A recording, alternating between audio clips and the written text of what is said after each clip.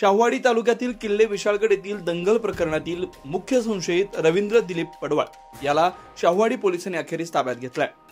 बुधवारी 27 ऑगस्ट 2025 त्याला न्यायालयासमोर हजर केला असता न्यायालयाने त्याला 30 ऑगस्ट 2025 पर्यंत पोलीस कोठडीत ठेवण्याचा आदेश दिलाय।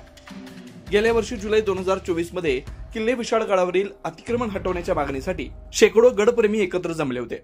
या घटनेने हिंसक वळण घेतलं आणि गडाच्या पायथ्याशी असलेल्या गजापूर गावात जमावाने जाळपोळ केली। या दंगलीत मोठ्या प्रमाणात आर्थिक नुकसान झालंय। या प्रकरणी शाहूवाडी पोलिसांनी रवींद्र पडवळ आणि कोल्हापुरातील बंडा साळुंखे यांच्यासह अनेकांवर गुन्हा दाखल केला होता। पडवळ याला पकडण्यासाठी पोलिसांनी 8 पथकं तैनात केली होती, परंतु तो सातत्याने पोलिसांना गुंगारा देत होता। अखेरीस पुणे पोलिसांच्या सहाय्याने शाहूवाडी पोलिसांनी त्याला ताब्यात घेतलं।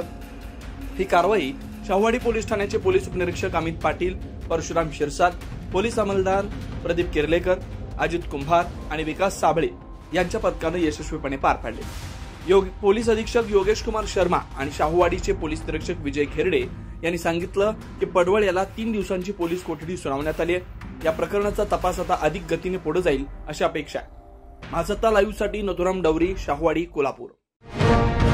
अशाच ताज्या अपडेटसाठी महासत्ता न्यूजला सबस्क्राइब करा।